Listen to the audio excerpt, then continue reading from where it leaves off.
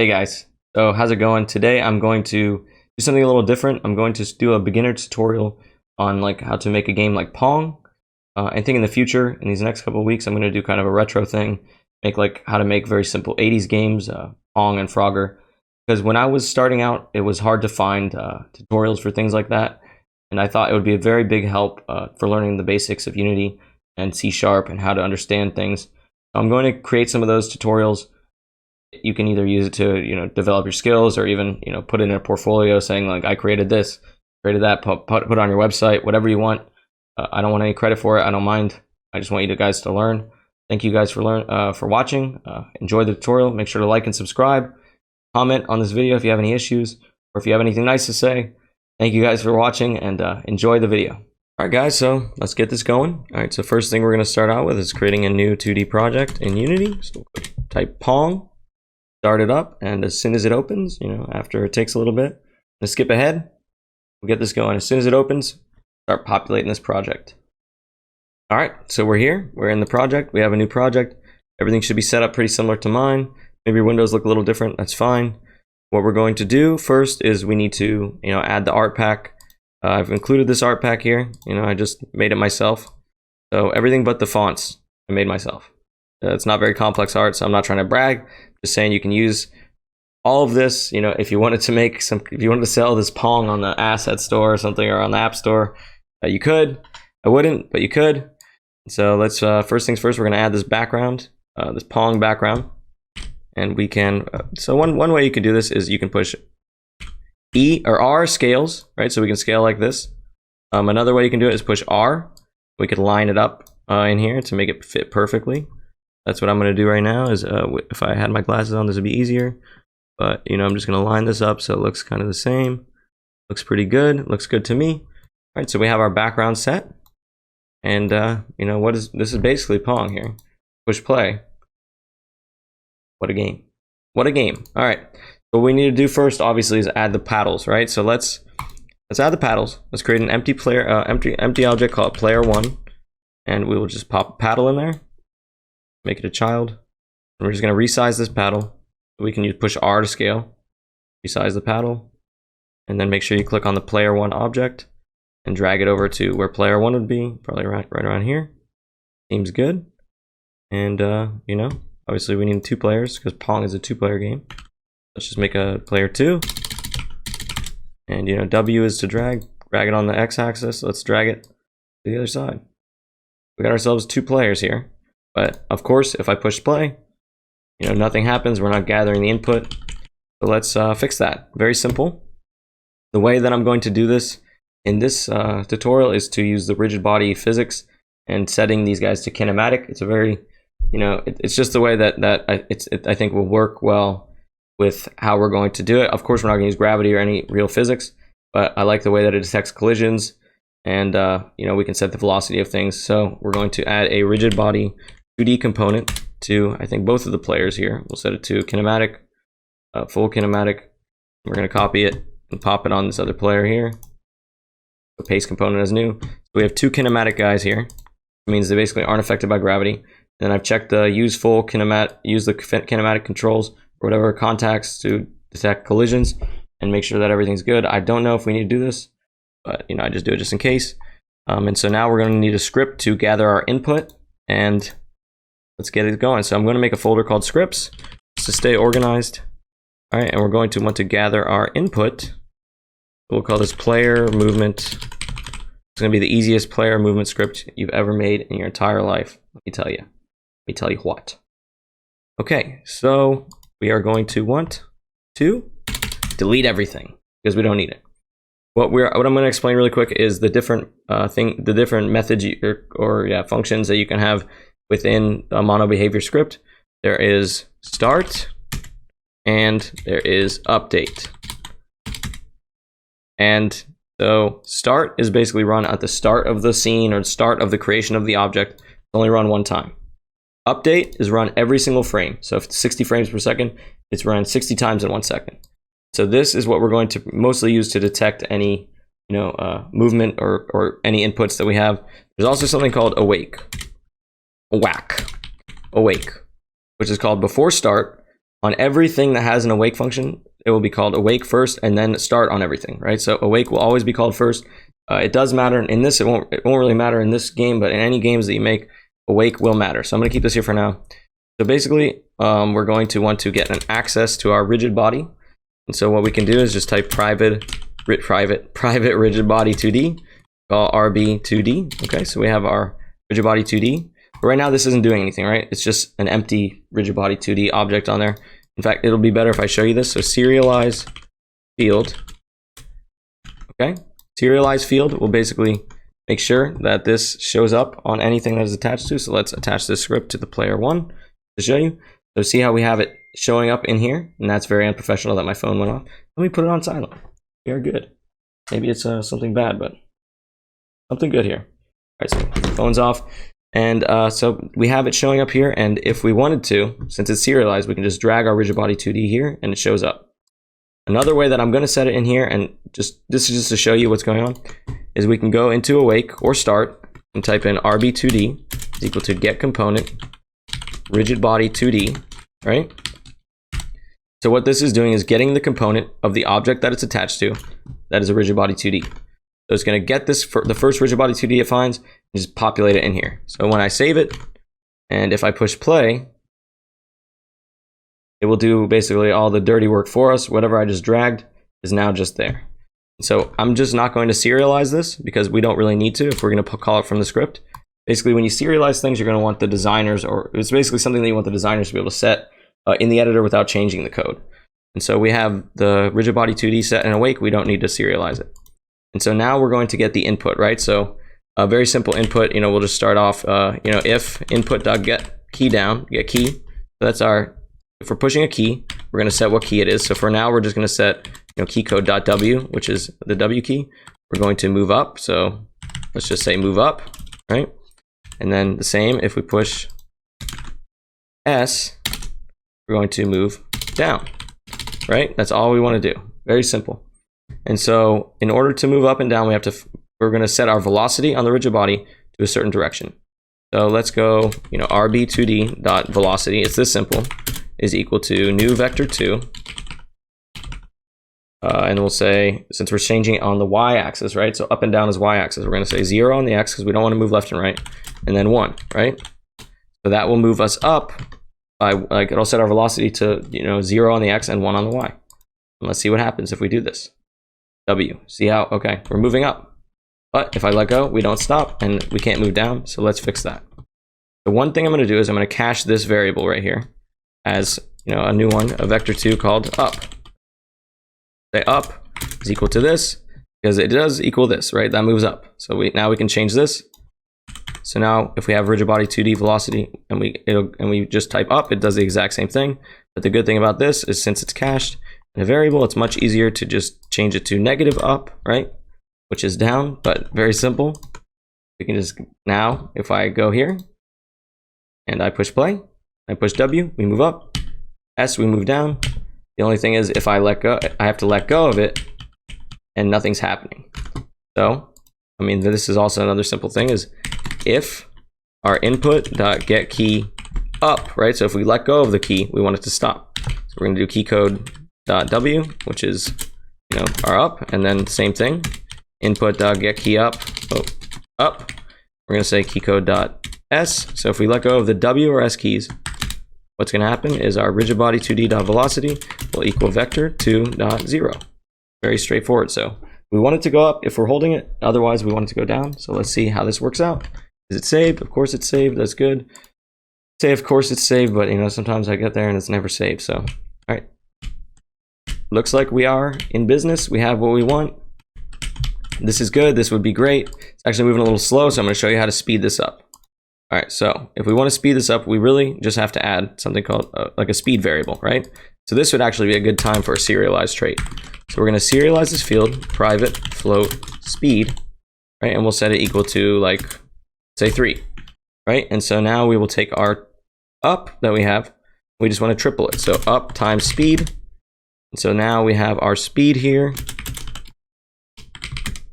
And that will be basically whatever this up value is times our speed. And we're going to move that fast. And I can show you right now, we will we will move 3 times as fast as we were just moving. No joke, no lies.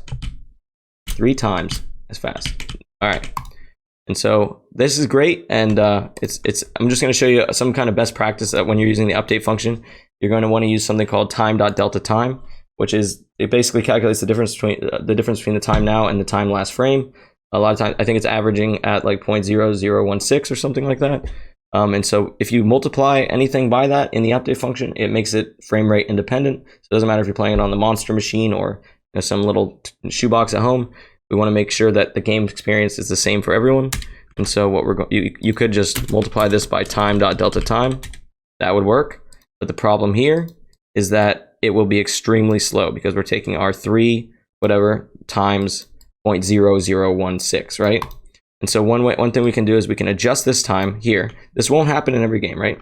One thing we could do is we could make the speed 1,000 times more, or we can make this 1,000 times more right now, which is what I'm going to do.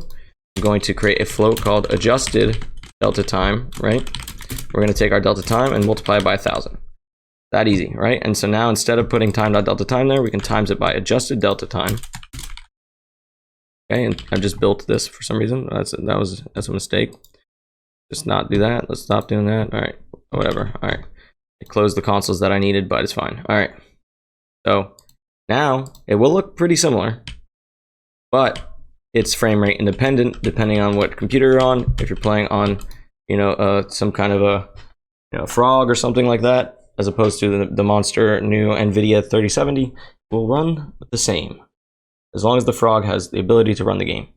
Okay, and so now we have our 1-player moving, but this is a 2-player game. What we're going to do is actually integrate 2-player movement. We're going to use the up arrow keys and the down arrow keys for the player 2.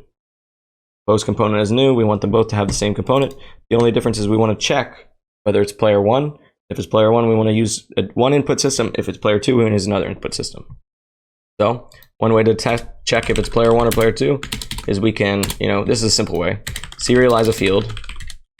We'll say private bool. We'll say is player 1, right? So on player 1, this will be checked, and on player 2, it won't be. Let's go look, and we will check it. So is player 1? Yes. But is player 1? No. No checkbox, right? And so we want to change the input system, these things, based on whether we're player 1 or player 2. So we're going to get some private key code variables, right? We're going to say up input and down input, right? And so in awake, we can set it, we're going to set up input equal to where it says key code, right? So key code dot w. And then down input equal to keycode.s, right? And so if we're player 1, it will automatically do this. And if we're player 2, it will do this. But if we are not player 1, so we want to change it. If we are not player 1, we want to change it to up input will equal keycode.up arrow, right? And then down input will equal keycode.down arrow. So we're going to change the input based on who we are. And then here we have to change from get key or key code whatever w to up input. So anywhere we have key code w, we're going to change it to up input. And then anywhere we have key code s, we're going to change it to down input. And that will make it work on both guys the same. If you see, let us see if this works. Of course it won't. It won't work the first time, never does. Well, it's a miracle. Christmas miracle. It works the first time. We have our guys moving independent of each other.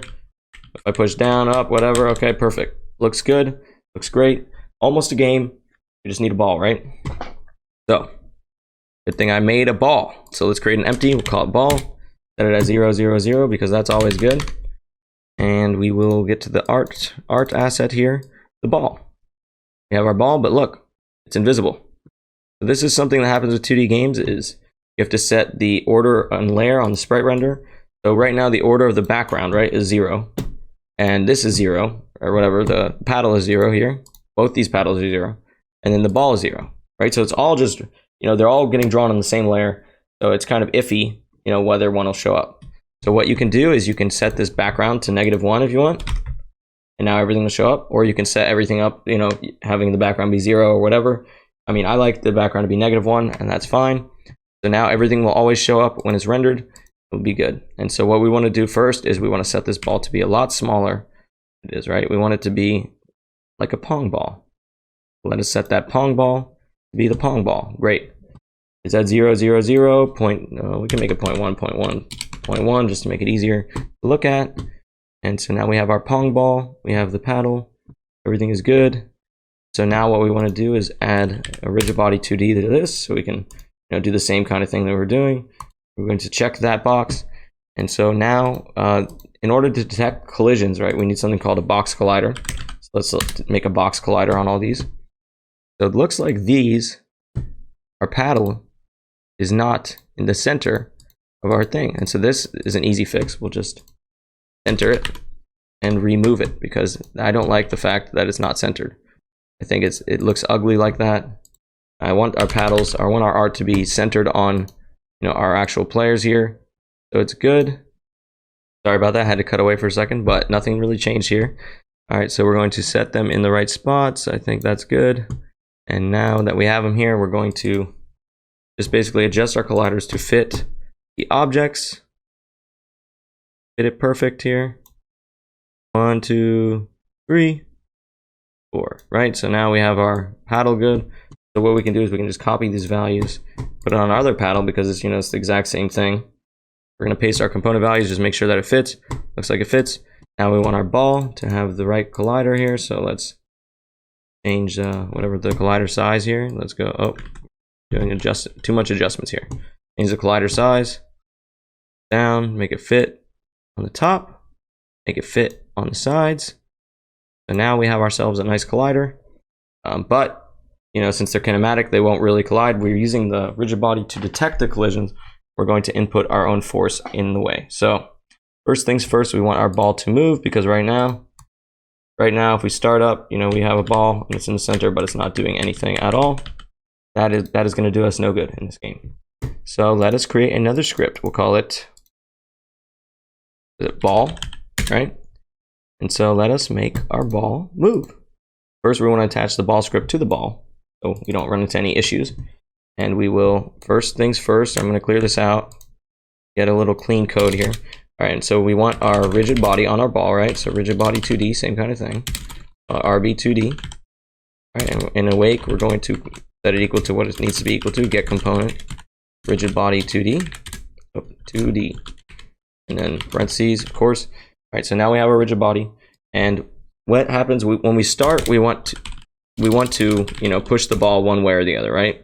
So we want to have force added in a random direction on the start, right? So we can literally just change the velocity to be something random. We can have a little bit more order to our chaos here. So what I'm going to do is I'm going to create a variable called speed for the ball as well. So we want to make sure that the ball is moving at a consistent speed whenever we do it. So we're going to put private float speed, same kind of thing. We can set equal to like 5 or something. Fine, I'm going to make it 5f, because every time you use a float, you should use the f. I think it's better. You don't have to, but let's just do that. And so basically we want to add force in a random direction. So first we're going to get the random direction, right? So let's say int random direction is equal to random.range. So we're either doing a 0 or a 1, but if you do random.range, you want to do the next number up. So 0 to 2 will be 0 or 1. And so we want to say, if we're doing one thing, we want to go one way, otherwise we do it the other way. So like if random direction is not equal to 0, so if it's anything other than 0, we want to multiply whatever our velocity is times -1, which our velocity is going to be 0. So we want to make a vector, it's called vector2 called initial direction. And we'll just set it equal to vector2 dot, let's just call it vector2.1, right? So it's going to be 1, 1. Right, and so our random direction will be, initial direction dot x. So it'll go either left or right times -1 times equals -1. So it will just pick left or right. That's good. But we also want to give it a little bit of a random amount that it goes up or down, right? Because we don't want it just to go straight every time. It's going to look a little boring. So we're going to also set our y. Let's say initial direction dot y is equal to random dot range, and we'll say, you know, our speed, our negative speed is the lower end, and our positive speed is the higher end, right? So it's going to go random place, you know, that way. It's going to be different every time. It's going to look cool, hopefully. And then we want to add force or whatever, change our velocity, right? So we could change it here if we wanted to, not velocity. But I'm thinking since we're going to be changing it a lot, we can make a little function for it. So we'll say, I mean, we could say private void add force. We'll take in a vector2, say force, and we'll say, you know, our RB2D velocity is equal to our force that we input. Very simple. I guess it's just one line of code, so we don't really need it. We could just do this, but I like the fact that we could just type add force. It'd be good. So we know exactly what it's doing. Add force. We'll say initial direction, right? And so now, if we start, if all goes according to plan, the ball should pick a direction and go. There we go.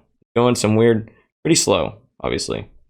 Not exactly what we want, but it's not a big deal. It's good. We're going there because it's vector2.1. So instead of vector2.1, we can do is vector2.1 times ball speed, right?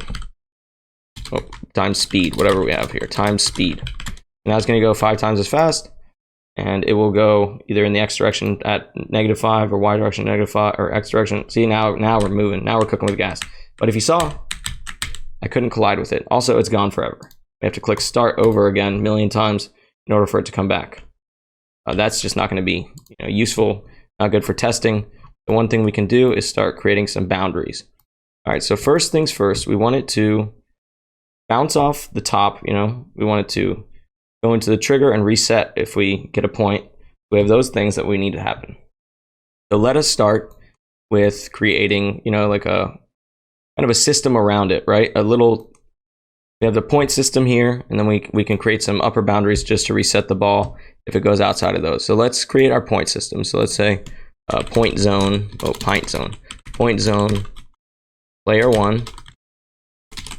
Okay, here's our point zone player 1. And then we'll duplicate that. Oh, we can set it up first and then duplicate it. So here's our point zone player 1, W to move, put it in the middle, create a box collider 2D. Here we go, is trigger. So we want it to be a trigger because we don't want it to bounce off. We don't want it to collide. It doesn't really matter, I guess. Since we're kinematic, it really doesn't matter, but it's easier to manage since our paddles are triggers, or since our paddles are not triggers and these are triggers, it'll be easier to have all our triggers reset, you know, the whole game. So we have our point zone here, player 1. We'll make our point zone player 2. Literally drag it to the other side. There's that. All right, and then we can also make some boundaries underneath where we can, you know, have it bounce off the edges. So let's create an empty under our background. It doesn't have to be in the background, but we can do boundary bottom. Okay. So what it's going to be is just the bottom. We're going to say box collider 2D. Basically creating a little box around our game here. All right, we have our boundary bottom. So it should bounce off this white line or so, you know, if we line it up right. It should bounce off the white line when we set it up right. This won't be a trigger. This is going to be a collider. We're going to make our boundary top. Okay. And we will drag it up to the top. Make sure it lines up. Make sure it lines up, I said. Okay, good. So it lines up. And actually, this boundary will also be helpful for limiting our movement. So if you look right now, I didn't think about this. If you look right now, we can just go right through these boundaries. So what we should do first, I guess, before we set up anything crazy, is to make sure our player can stay within the bounds. So let's go to our player movement. And basically, we can detect collisions since we all have rigid bodies. Let's do a detect collision. So let's say private void on collision enter 2D. Okay. So if collision dot collider, and I guess we should give it a tag. So if we're at the top boundary, we don't want to move up, and if we're at the bottom boundary, we don't want to be able to move down. So let's actually tag these up. So let's say boundary bottom is, let's make a new one, boundary top and boundary bottom. And this is a good way to get things done. Tags are not the worst. You know, some people say the tags are like the devil. I don't think so. I like tags. It's pretty good, especially with a simple game. So boundary top is now tagged boundary top. Boundary bottom is now tagged boundary bottom. And so all we have to do is check to see if the collider has the tag. So compare tag, we'll say boundary top. We want to stop moving, right? And then disable movement up. And then if it's down, if it's the bottom, so if boundary bottom, kind of the same thing, right? Except disable movement down. Okay, so we have to, one way we could do it is, since we're checking for input here, we can also check to see if we've hit the bottom or top. So we can create some bools. So private bool hit top and hit bottom, right? So if we hit the top, this is going to be true. We'll just go here. We'll say hit top equals true, and then the same thing for this one. Hit bottom, hit rock bottom is equal to true, right? So now we can check in here if we've hit our top. If we haven't hit the top and we are moving up, then we can move up. Otherwise, don't move up, right? So we're doing the opposite. So if this is true, we have hit the top, we won't be able to move up, right? And so if this is true, if we've hit the bottom, the opposite, right? So we want to be able to move down if this is false, which is that, the opposite of it. So if we have hit the bottom, we shouldn't be able to move down. What we also have to do is, since we have our velocity set, we're not resetting it until we let go, we should also set our velocity to 0. So let us set our velocity to 0 every time we do that. Okay, and same thing here. We're going to 0 out our velocity if we hit the top or bottom, and it should work. Let's see if it works. Of course, so something happened where we just disappeared. So that happens if you go before wake, it will call all the other stuff. So now we've hit the bottom and the top, but look, they're both of those are true, but we never set them to false. So let us fix that, where we set them to false. On collision exit is another thing that we can use. So let's do private void on collision exit 2D. All right, and so we're basically going to take these same if statements, but instead of this, we're just going to set the hit variable to false. So if we're going from the top and we've left the top, now our hit top is false.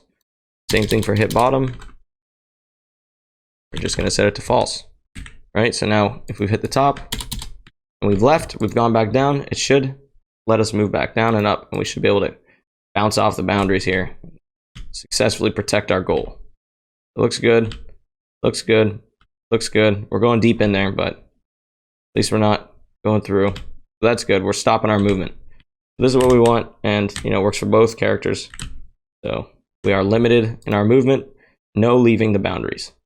So that is good. That is all set up.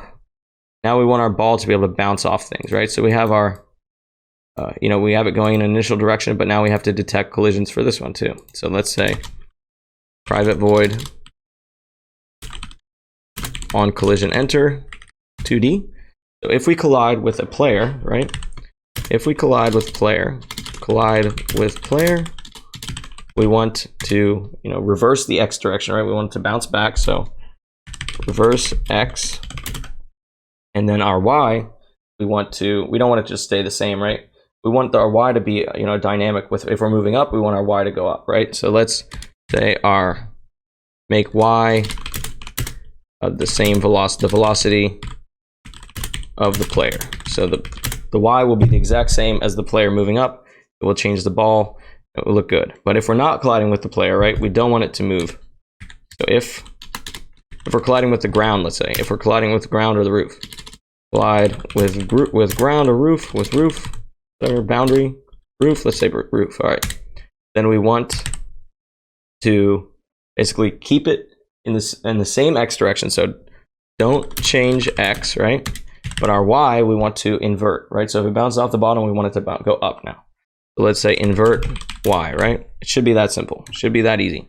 So now we just have to check if we're colliding with the player or colliding with the roof, right? So let us make a vector 2, call it new velocity. Okay, yeah, and we'll just equal it to vector 2.0 to make it easy. All right, and so now we have to check if we collide with the player or if we collide with the roof. The good thing about the player is it has something the roof does not. So we'll get that. The rigid body 2D, we'll call this player, and we'll set it equal to collision dot collider, right? Dot get component rigid body 2D. So now we have our rigid body 2D if there is one.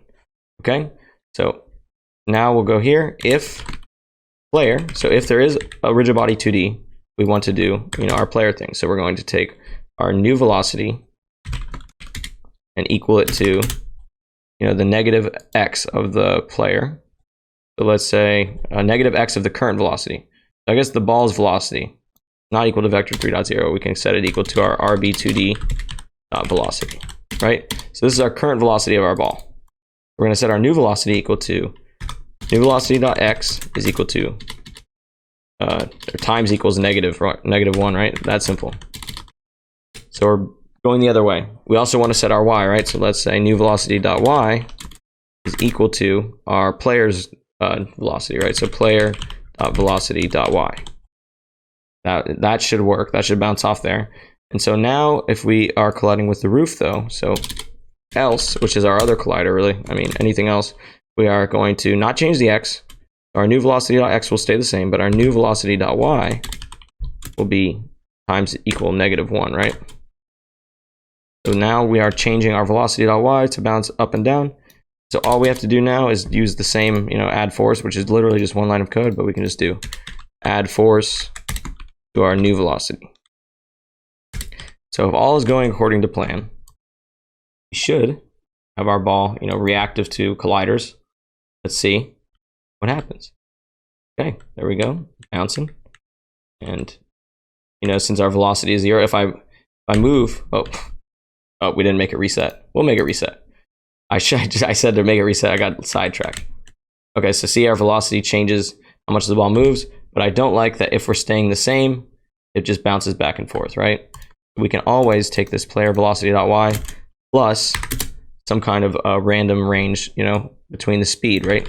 So it will always go somewhere with it will always go somewhere different. It won't in most cases it won't stay, flat, which is what we want. We want a little bit of randomness. We want a little bit of challenge to the game. It should not be that easy. So even there, my velocity was 0. My velocity is 0. It still goes, somewhere crazy, somewhere different every time. So let me get it. Oh, I missed it. All right. Let's fix that where it doesn't reset. So what we can do is basically we're going to create a game manager here. Let's do game manager. And so anytime you want to change main things about the game, we can do the game manager. And basically what we want to do is when it goes out of here and hits our trigger, we want it to delete that old ball and create a new ball right in the middle and then add our forces to it. So let's create a game manager script. Very easily, very quickly, all right? We're going to put our game manager script on the game manager so we don't forget, all right? So what we're going to do is we're going to get a reference to our current ball. So game object, current ball. Okay, and so we have our current ball. And so if we're going to create a function that says reset game or whatever, reset board. I think that's more or ball or whatever. We're going to take our current ball. We're going to we're going to do a game object. We're going to say new ball, right? And our new ball will be the same thing what our current ball was, right? Same exact thing. So we're going to have to instantiate a new ball. We're going to say new ball, right? Then we're going to take our new ball, transform.position, right? We're going to pop it right in the center of the screen. So we'll say vector2.0. So now our new ball is in the middle of the screen. We are going to have to delete our old ball, right? So let's say destroy current ball. And then we're going to set our current ball now equal to our new ball. So we're constantly changing what ball the game manager is accessing. Shouldn't be an issue though. So we're destroying our ball. Got nonstop balls destruction. And so when we reset the board, it should be good. All we need to do is be able to call this from the ball function, right? Or is that where we're calling from? Yeah. Yeah, because the ball is going to do the on trigger enter, on trigger exit. So we're going to go to private on, or we'll just say on trigger enter 2D. So when we enter a trigger, it will always be either a point zone or boundary zone. We're going to do game manager dot. Oh, we have to make. So right now we can't access it, right? So if I type reset, nothing's going to show up, even though this is called reset board. So there's multiple ways to access the script. I can add the game manager as like a component to it or whatever, a variable. One good way to do things with manager classes specifically, I wouldn't do it with anything that you have more than one of, is to create a singleton. So we're going to do public static game manager instance. So what this is doing is creating a static instance of our single game manager class. So I'm really going to emphasize this. Singletons are useful as long as there's only one of them in the scene at a time, right? Otherwise, it's hard to figure out what you're accessing. So let's do awake. On awake, we're going to set instance equal to this. So now the instance is equal to this class that we have specifically on this game manager function. So now the magic is if we type in game manager.instance, and now we can do .reset, whatever it was, reset board, right? So now if it hits the trigger, it should reset the board. And one thing that's going to be bad is it's not going to, oh, what's going on here? Game manager does not contain an instance because we didn't save. And so what we're going to do is we're going to set its position to 0. So you should see if it goes out, the ball should come back to the middle. What we don't have going on right now is that the ball will move again, I don't think. So yeah, the variable current ball has not been assigned. Oh, of course. So we have to set the ball. And so we can easily do that here. We can say game manager.instance.current ball is equal to this game object. And now on awake, it will equal to the ball that we have. Not an issue. So let's look. Current ball is ball. And there we go. Setting equal to vector2.0. But what we have going on is it's just going the same velocity the entire time, right? So we want to be able to change that velocity. So good thing we made that function on the ball. Oh, we didn't. Oh, so let's make this a function here. All right, so we have this here. We can literally just take this and copy it or delete it, whatever. Create a public function, public void new ball, and just boom, put that in there. Now on start, we call new ball. All right, and then on what's it called? What's it called? Blah blah blah blah blah. Blah blah blah blah blah blah blah. You know what? We don't even need to do this, right? We don't need to instantiate anything. We just set our ball to our position here. I think that's enough, and then we just say. We just set, literally, I think we could just do current ball dot transform dot position is equal to vector 2.0. I was going way too complicated with it. I think this will work. Current ball dot transform dot position is equal to that. And then we call current ball dot get component ball. So we're getting that ball component on the ball. So we're always just gonna have one ball anyway, so it doesn't really matter. And we're gonna set this equal to new ball, right? So if it gets reset, we're gonna get a new ball, and it should change the velocity of it. Let's see. Let us see what happens. Yep, there we go. It's just like it's a new ball. It's just like we created a new thing, but it's not. Just the same ball getting popped back in the center and going in a crazy direction. So now we have this little game here going on where you can play the game. Everything's looking good. We got our, let's make sure this changes velocity. Okay, it looks like it's changing, but it's very minuscule. It's fine though. We don't want it to go crazy every time. We want it to be, there we go. There's something. There's something good. There's something. All right. There we go. Okay. It looks good. Now we're resetting. So what we want to make sure though is that when we hit our point zones, so we can tag these as point zones if we want. So we can check if we're hitting our point zone, right? We want to add a point to whatever player it is. Right? So we have if the tag is point zone, we want to get our point zone. We want to basically make a point zone component, right? That will check, okay, this is the first player's point zone, second player's point zone. Very simple. And then we're going to add the score. So we can actually add, we can track the score in the game manager if we want. So we can do like a public int player 1 score and public int player 2 score, right? And then we can also do like a add point, right? Public void add point, and you put in like whatever int if it's player 1 or player 2. We'll say if player is equal to 1, then we will do player. So if it hit player 1's goal, right? That's what I'm thinking. If it hit player 1's goal, we want to change player 2's score. plus plus, right? And then if it hit, so there's only one other option. If it hit player 2's goal, we want to add player 1's score with 1 point, right? And now we're adding these points. Well, we're not adding them yet. We have to go to on trigger enter right here, wherever we set it here. So here we're going to check if collision.collider, or oh, I guess trigger doesn't have that. If collision.compare tag, and we'll say, what was it? Point zone. We're going to do a little extra thing, which is collision.get component point zone. Well, we don't even need to get component the point zone. We can just, yeah, I think we should. Get component, and we'll say point zone, which we don't have created yet. Point zone. So we will make a method really quick in there. So let's do create a point zone script. So C# script point zone. Okay, and so basically we want to check, is this the point zone of player 1 or player 2? We'll say, we'll do a serialized field, int player, let's say private int player. That easy, okay, so we'll just say, yeah, I think that's fine. Get component.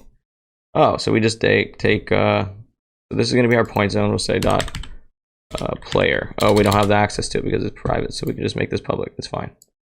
We do public int player, right? And we'll do player. That's our int. So we can just go to game manager, add point, and use this as our variable. We need our instance, of course. Let's make this game manager.instance.add point. And what's it called? Oh, game manger. There's no game manger, so you know. We have our game manager.instance.add point, and we put it in our player. So if our point zone is for player 1, then we'll add to player 2, right? All pretty easily straightforward. Let's see. Let's put this component on here. See if it works. Let's do point zone. Will be player 1. And this will be player 2. Okay, so now I guess the way to check it would be, you know, I guess debug.logging, right? So let's just say debug.log, say player 1 score, so that'll be on top, and then player 2 score. So it should, every time the score happens, tell us who's the scorer, what the current score is. Let's see. So 0 to 1, 0 to 2. If I don't collapse this, there we go. 1 to 2. It's looking like it works. So I guess the last thing we need, right? We have a game.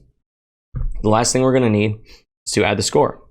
That's where this font comes in that I have in this asset pack.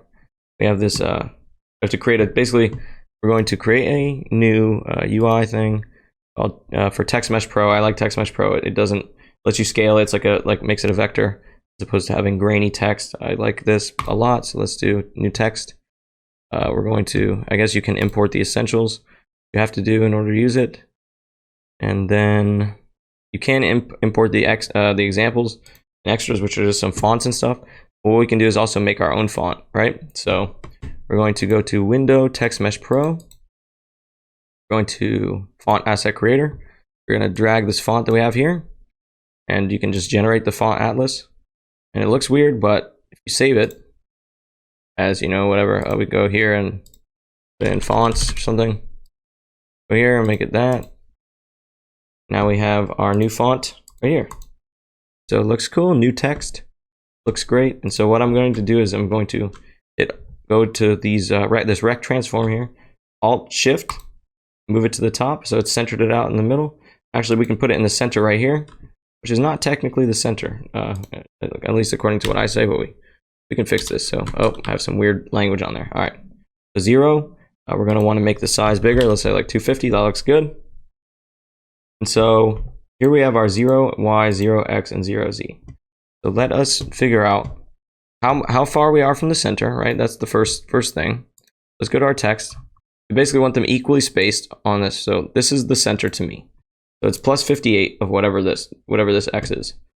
So if we set here, we're going to add 58 to whatever we want. So let's do, what looks good? Like this, and then maybe down a little bit, right? I think that looks good. So we're going to take our position x, basically we're going to set this like, let's say player one, let's say score player one text. And so now we're going to take this, we're just going to make it positive and add, what was it, 52 or 58 or something like that? I think it was 58. 58 to it. Looks pretty good. Looks pretty centered to me. Good enough, I guess. And we'll call this player 2 text, right? And so now all we need to do is have this text update every time we, get a score. It should start at 0, 0, and every time we get a score, it should update. So that will be very easy to add in this add point, system here. So let us do. First, we got to get a reference to those, text objects. So we'll do we could do serialized field TMP text, which is what it's called. And so since it's red, we have to Alt Enter using TM Pro. Now it realizes what that is. So let's make this private. TMP text. We'll say player 1 score text, and we'll do the same thing for player 2 score text. Right. Okay. Now we have our texts, and so we don't want to update every time, but every time we get a point, we can update it. So player score 2 score dot text is equal to our score, and then since it's int, we're doing it to string. Make it into a string. Should be good. Let's see what's wrong. Oh, because we're doing player score text dot text, right? We need to tell it what we're changing. The same thing here. So let's make sure we have these curly braces there, so it doesn't get all angry at us, mess it up. Our player 1 score. Now we're doing player 1 score dot text and player 1 score. Very simple, very easy. And I think as soon as we assign these, our game is done. You have a new game for your portfolio. Get a job if you want to use Pong as a job thing, or just learn Unity. You have your own thing. Let's see what happens. Let's see if this changes as we go. Let's see. Oh, why did I block it? Okay, we got, yep, there's our score. Updating. Let's see if we can get it for the other one. Oh, this one's a hard ball to hit. Oh, yeah. Okay, so here's Pong. This is Pong. We've made it pretty relatively fast with the explanations as well. It will go on forever. But if you want to put this on your website or anywhere, you can take the credit for it. I don't mind. It's not a big deal. I just hope you learned something about Unity in the process. Thank you guys for watching. Make sure to like and subscribe for more videos like this, or just in general game dev videos. I love to teach. If you if you want to support me in any way, you can check out my Patreon. I mean, I'll try to make some exclusive stuff on there, but for now, it's like literally just an empty page. I'm not going to be a shill and do everything up. Here's an issue. See, as I'm finished talking, we can fix this really fast. So this is very simple. The way that text is, you just have overflow wrapping disabled. And let's set the score to 10. They caught me with my long. Sometimes the shilling is useful here. Set the point zone to 10. Oh, come on. There we go. Oh, where is it? Where is it? Oh, it's only updating player 1 score? Or... oh, did I change the point zone player to 10? Whoops. Let's change it to 1. And let's change the text to 10. Oh, where is it? The score. Score to 10 here. Well, it's already about to get there, but 19. Come on, get a point. Okay, there we go. See, now it looks better. It doesn't stack on top of itself. So what I was saying is like and subscribe the video, comment if you have any issues. Also tell me if you want to see how to make a certain kind of game. Right now I'm going like retro arcade games. I'm going to work my way up to something a little more modern, but I saw kind of when I was learning Unity, I wanted to do those simple games, Pong and everything like that, Frogger, and it was hard to find people making those games. So it's pretty straightforward, pretty simple. I hope you learn a lot, and then in the future create some of your own games and share them with me. You can join my Discord and talk to me. I'm always welcome to new people. Thank you guys for watching, and have a good day.